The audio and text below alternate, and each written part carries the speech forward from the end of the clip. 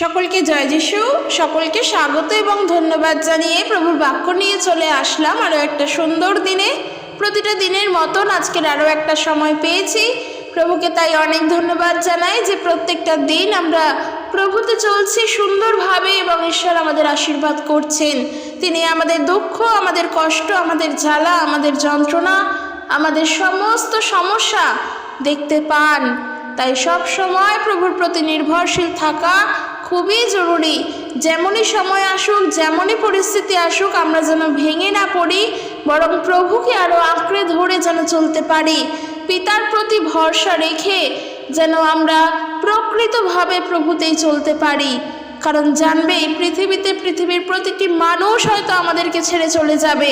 প্রত্যেকটা মানুষকে রেখে চলে যায়, কিন্তু একমাত্র ঈশ্বর যিনি চিরশক্তিমান, যিনি সর্বশক্তিমান, যিনি চিরবিরাজমান, তার প্রেম অপরিবর্তনীয়।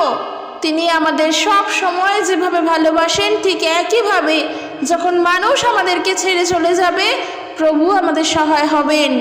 যখন মানুষ আমাদের সঙ্গ ত্যাগ করবে, তখন প্রভুই আমাদের সঙ্গী হবেন চিরকালের। তাই জন্য কখনো প্রভু যিশুকে যেন আমরা ত্যাগ না করি, কোনো সময়ের জন্য, কোনো কিছুরই বিনিময়, কোনো কিছুরই জন্য যেন প্রভু যিশুকে আমরা ত্যাগ না করি। এটা আমাদের মনে রাখা, আমাদের বিশ্বাস করা, আমাদের ভাবা খুবই জরুরি। চিন্তা ভাবনার মধ্যেও এই সমস্ত ভাবনাগুলো আনা খুবই জরুরি। তো চলো আজকের ভিডিও শুরু করব। আজকের যে বিষয় নিয়ে আলোচনা করব, আমরা বিশ্বাসীরা আমরা বিভিন্ন সমস্যার মধ্যে ভুগি। তো তার কারণ এটা আমরা জানি, যেহেতু জীবনে বাস করছি, তো সেই জীবনে সুখ যেমন থাকবে, তার সাথে সাথে দুঃখও কিন্তু থাকবে। সুখ দুঃখ মিলিয়েই আমাদের জীবন, সুখ দুঃখ মিলিয়েই আমাদের জগৎ, এবং সেই জগতের মধ্য দিয়েও আমরা চলি। তবে একটা জিনিস কি, খ্রিস্ট বিশ্বাসী হয়ে আমাদের মনে হয় যেন দুঃখ আমাদেরই সব থেকে বেশি, যেন যন্ত্রণা, কষ্ট, এই সমস্তটা আমাদেরই সমস্ত কিছুর থেকে বেশি। বরং যারা প্রভুকে জানে না, তারা অনেক সুখে জীবনযাপন করছে। হ্যাঁ, এই কথাটা যে শুধু মনে হয় সেটা বলবো না, এটা বাস্তব আমাদের ঘটে। যারা আমরা প্রভু যিশুর প্রতি বিশ্বস্ত হয়েই চলি, প্রভু যিশুকে ভরসা করে চলি, তার আরাধনাকারী হয়ে চলি, আমাদের জীবনেই যেন সমস্ত কিছুর ঊর্ধ্বে সমস্যা আগে বেশি করে আসে। আর আমাদের এই প্রশ্নগুলো সেই সময় মনে হয় যে একমাত্র আমার জীবনেই এত প্রবলেম। তো আজ আমি তোমাদের সাথে সেটাই শেয়ার করতে চাই। আজকের যে ভিডিও আমি তোমাদেরকে বলতে চাই তা হলো, তোমরা এমন করে প্রার্থনা করো আমাদের পরিবার থেকে, আমাদের সাংসারিক জীবন থেকে শয়তান পালাবেই। এই যে আমি কথাটি বলেছি না, খুব একটা কিন্তু ইজি কথা যদি আমরা ধরে নিই তা কিন্তু না। প্রার্থনার মধ্য দিয়ে শয়তান পালাবে, এই কথাটি আমি বলেছি। আর কোথা থেকে পালাবে? আমাদের সাংসারিক জীবন থেকে। যখন আমাদের সংসারে আমরা থাকি, সেই সংসারে থাকতে গিয়ে, সেই সংসারের জীবনে চলতে গিয়ে অনেক চড়াই উতরাইয়ের মধ্য দিয়ে যেমন যেতে হয়, তেমনি অনেকে আমাদের ভালো মন্দের মধ্য দিয়েও যেতে হয়, নানান সমস্যার মধ্য দিয়েও যেতে হয়। কিন্তু আমরা যখন প্রভু যিশুকে মানি, আমরা যখন প্রভু যিশুর পথে আছি, তখন আমরা এটাই মনে করি যে প্রভু যিশু যেমন সব কিছু করতে পারেন, তার কাছে সমস্ত প্রার্থনার উত্তর আছে, তার দ্বারা যেমন সমস্ত কাজ করা সম্ভব, তাই আমাদের সাংসারিক জীবন থেকেও মুক্ত করতে, অর্থাৎ এই কষ্ট যন্ত্রণা থেকে মুক্ত করতেও তিনি সক্ষম। এই বিশ্বাস প্রভুর প্রতি আমাদের আছে। কিন্তু দেখো, এই যে তিনি আমাদের দুঃখ যন্ত্রণা থেকে মুক্ত করবেন, কেন আমরা মুক্ত হতে চাই? কারণ এই কষ্ট আমরা নিতে পারি না। আর বিশেষ করে যখন কোনো কষ্ট প্রকৃত অর্থেই বিনা কারণে আসে, যেমন মনে করো বিশেষ করে যদি সেখানে দিয়াবল কার্য করে, আমি বলতে চাইছি কি সেটা আশা করি তোমরা বুঝতে পারছো। জেনে শুনে মানুষ যখন কোনো ভুল ইচ্ছে করে করে, এবং যার ফলে সংসারে নানানভাবে অশান্তির সৃষ্টি হয়, যেখানে দিয়াবলের কার্য প্রকৃতভাবে প্রবলভাবে হয়, সেখান থেকে আমরা উদ্ধার পাবো কী করে? সেখান থেকে আমরা বেরিয়ে আসবো কী করে? এই যে দিয়াবলের কার্য যখন হয়, ঠিক তখন সেই পরিবারে যদি কেউ খ্রিস্ট বিশ্বাসী থেকে থাকে, তার প্রতি বেশি প্রবলভাবে চাপ পড়ে।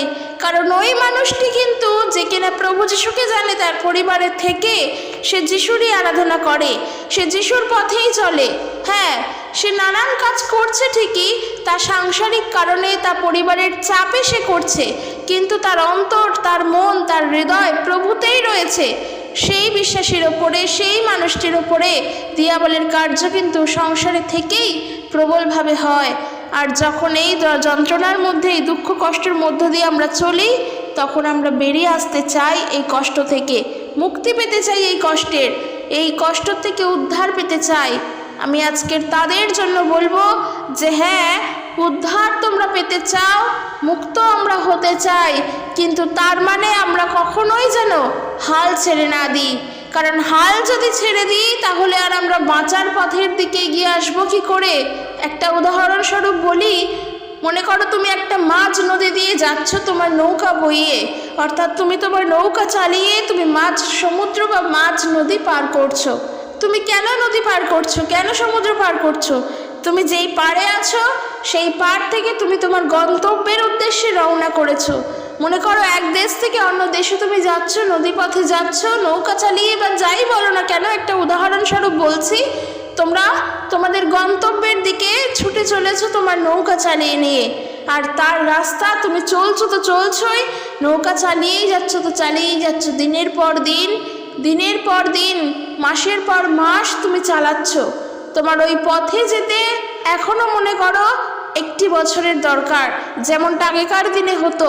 আগেকার দিনে তো এত যানবাহন ছিল না, তখনকার সময় নদীপথই একমাত্র ভরসা ছিল। আর সেই নদীপথে জাহাজ যখন পার করত, তার যে কত দিন, কত মাস, কত সময় পেরিয়ে যেত তার কোনো ঠিক থাকতো না। আগেকার দিনে ঠিক এমনটাই হতো। আর ওই নদীপথে চলতে গিয়েই মনে করো তুমি ওই নদীপথে চলছো, তোমার গন্তব্যে পৌঁছতে তোমার এখনো সময় বাকি, কিন্তু তার জন্য কি তুমি মাঝ সমুদ্রে এসে তোমার হালকে ছেড়ে দেবে, নৌকা চালানো বন্ধ করে দেবে? নাকি নদীপথে চলতে চলতে তোমার বিভিন্ন প্রাকৃতিক দুর্যোগ আসছে, নানান রকমের প্রাকৃতিক রোষের মুখে পড়ছো, তুমি সেই সময়ও তোমার নৌকাকে চলমান রাখবে? কোনটা আমরা করব? অবশ্যই আমরা চলমান থাকবো। নৌকা যেরমভাবে চালিয়ে যাচ্ছি চালাবই, তার কারণ আমার গন্তব্যে পৌঁছতে হবে। আজকের সমুদ্র জুড়ে ঝড় উঠলো বলে আমি আমার নৌকাকে রেখে দিয়ে আমি আর গেলামই না, তা করলে তো ভুল হবে, আমার উদ্দেশ্য তো পূর্ণ হবে না, আমি যেই উদ্দেশ্যে বেরিয়েছি তা তো সফল হবে না। আর আমি আমার এই দৃষ্টান্তটির মধ্য দিয়ে এটাই বলতে চাই, এই ছোট্ট একটি উদাহরণের মধ্য দিয়ে এটাই বলতে চাই যে সাংসারিক জীবনে আমরা চলছি, কিন্তু একজন খ্রিস্ট বিশ্বাসী হয়ে আমাদের লক্ষ্য, আমাদের গন্তব্যস্থল তো হলেন প্রভু যিশু। আমরা তো তার দিকে পৌঁছানোর জন্য এত কষ্ট করছি, আমরা আমাদের সাংসারিক জীবনে থেকেই কষ্ট ভোগ করছি, এবং সেই কষ্ট যদি দিয়াবলের থেকেও আসে তাও আমরা তা সহ্য করছি, কারণ আমরা জানি আমাদের গন্তব্য, আমাদের লক্ষ্য হলেন প্রভু যিশু। তাই যে কোনো উপায়, যে কোনোভাবেই আমরা প্রভুর কাছে পৌঁছতে পারলে তবে প্রকৃত সুখ পাবো।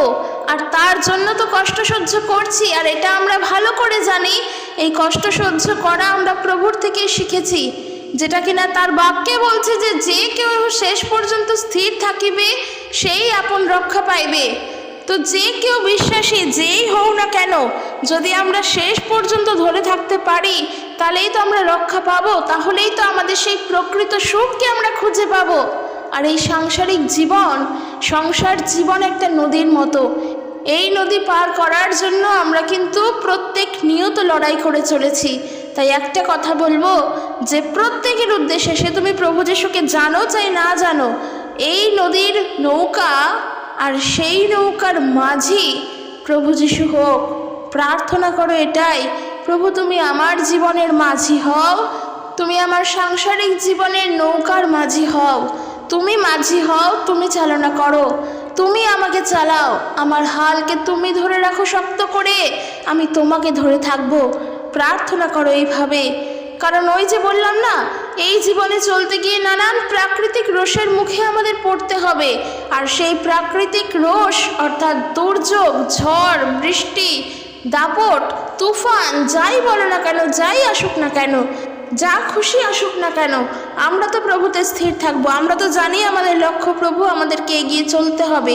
এটাই বলছি, প্রাকৃতিক দুর্যোগের মতো দিয়াবলের কার্য যদি আসে সেই সংসারের ওপরে, তাহলে প্রার্থনা করো, কারণ একমাত্র যিশুর নামেতে দিয়াবল পালায়। একমাত্র যিশুর নামের এমন শক্তি, যেই শক্তিতে দিয়াবল নত হয়। আমরা জানি একটা উদাহরণ, যা কিনা প্রভু যিশুর জীবনেও হয়েছিল। প্রভু যিশু আর তার শিষ্যেরা যখন নৌকার মধ্যে ছিলেন, আর সেই রাতের নৌকায় যখন সমুদ্রের মাঝে ঝড় উঠেছিল, তখন প্রভু যিশু কিন্তু ঘুমোচ্ছিলেন।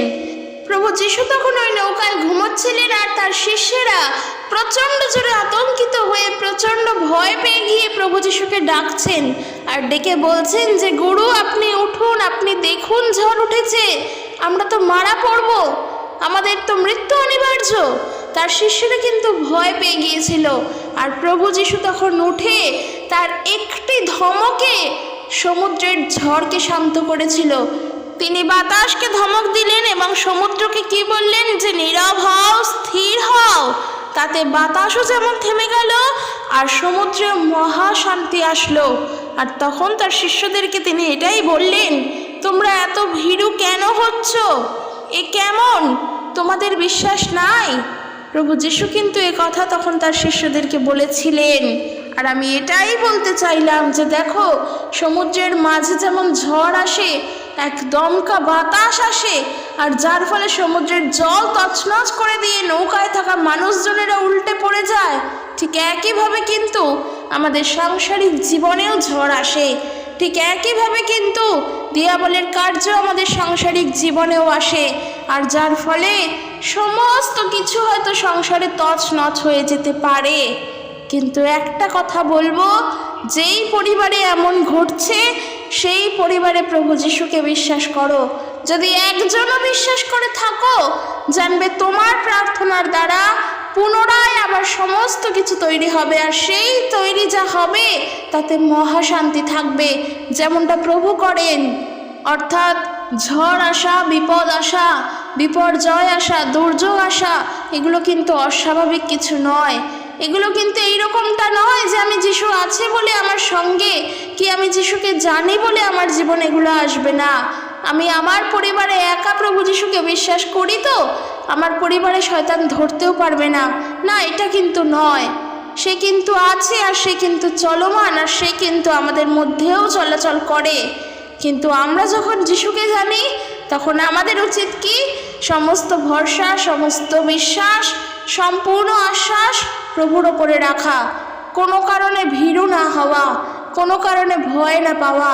কারণ আমরা ভয় পেয়ে যাই, যখন দিয়াবলের কার্য আসে আমরা আগেই ভয় পেয়ে যাই, আমরা সর্বশুরুতে ভয় কাঁপতে থাকি।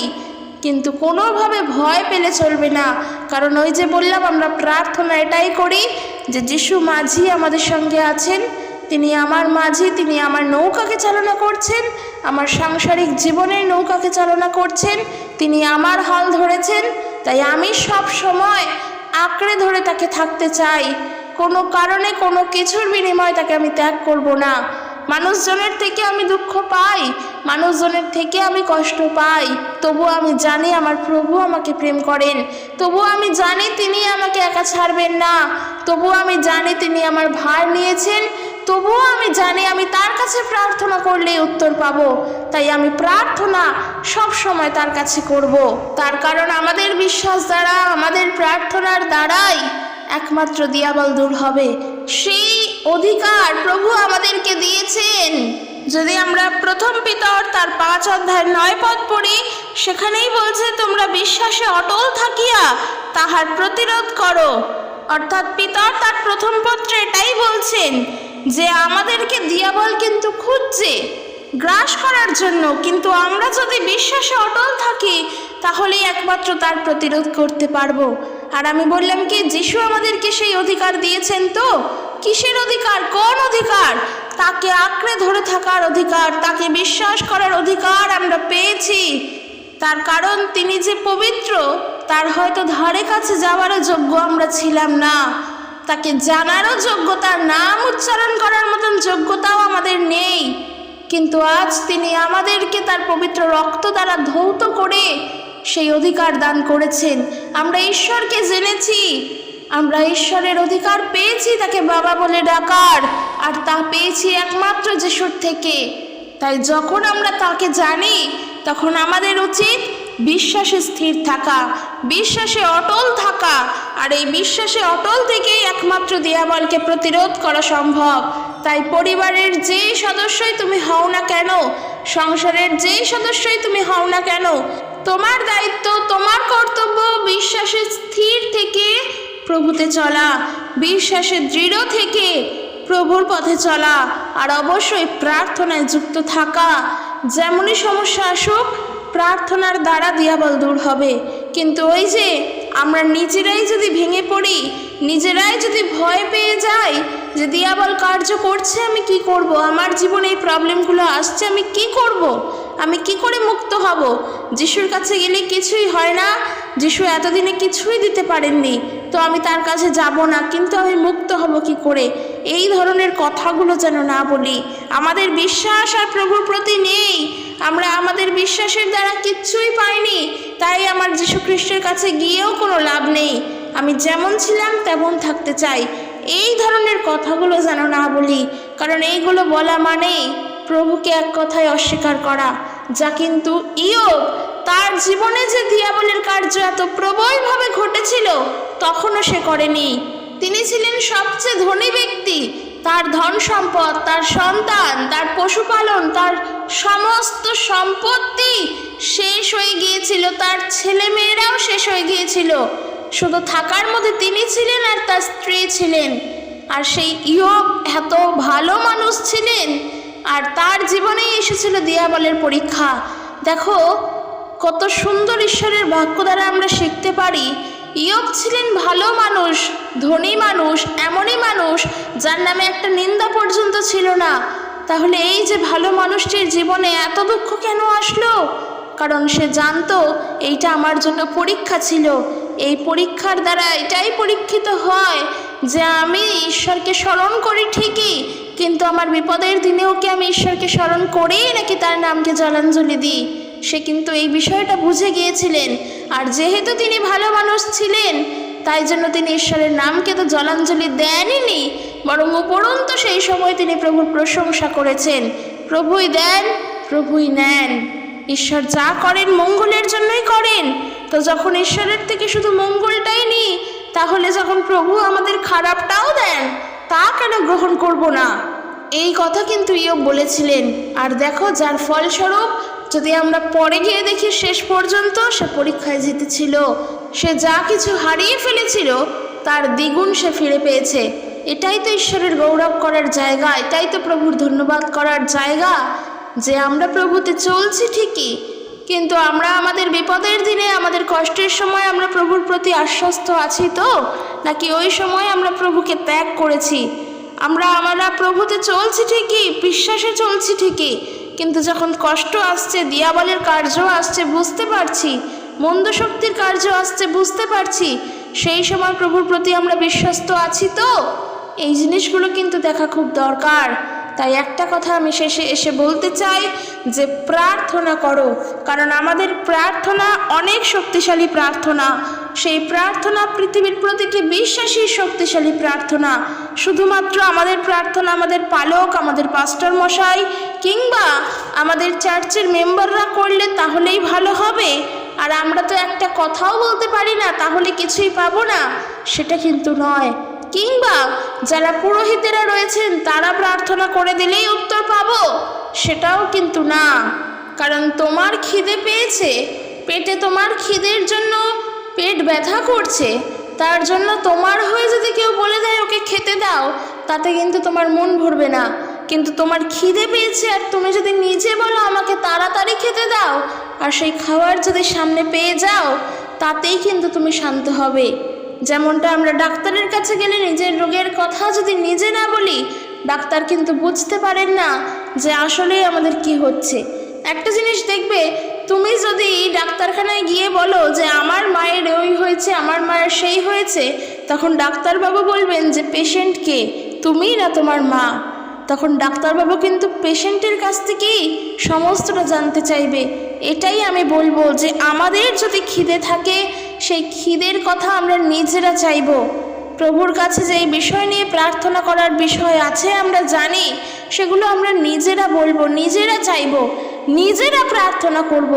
মণ্ডলীতে গিয়ে দাঁড়ালাম, প্রত্যেক রবিবার করে চার্চে গিয়ে দাঁড়ালাম আর লম্বা লাইন করলাম প্রার্থনা করানোর জন্য, লম্বা লাইনে দাঁড়ালাম, অমুক পাস্টর তিনি প্রার্থনা করে দিচ্ছেন, তার প্রার্থনা কার্যকরী, লম্বা লাইনে গিয়ে দাঁড়িয়ে পড়লাম, সেটা কিন্তু ঠিক না। হ্যাঁ, তুমি একবার দুবার করো সেটা যথেষ্ট, সেটা খুবই ভালো আর দরকার, ঠিক আছে। কিন্তু প্রত্যেকবার যদি আমরা এটা করি, কিন্তু আমরা বাড়িতে প্রার্থনা করছি না, ওই একদিন অপেক্ষায় থাকছি পাস্টর প্রার্থনা করে দেবেন আর তা গ্রহণ করব, তাতেই মনে করব আমার কথা প্রভু শুনেছেন, সেটা কিন্তু ভুল হচ্ছে। তুমি রোজ বাড়িতে তুমি তোমার করো, এবং যদি প্রার্থনা সভাতে এসে করতে চাও সেটা তোমার ব্যাপার, না করতে চাইলেও কোনো প্রবলেম না, কারণ তোমার কথা তো প্রভু ডিরেক্টলি শুনছেন। এটাই বলবো যে কখনো ভয় পেয়ে যেও না, কখনো ভীত হয়ে পড়ো না, যা যা ঘটছে তা ঘটতে দাও, কিন্তু প্রভুর প্রতি আস্থা রাখো, প্রভুকে আঁকড়ে ধরে থাকো, কারণ আমাদের বিশ্বাসভূমি হলেন সদাপ্রভু। বাক্য বলে ধন্য সেই ব্যক্তি যার বিশ্বাসভূমি সদাপ্রভু।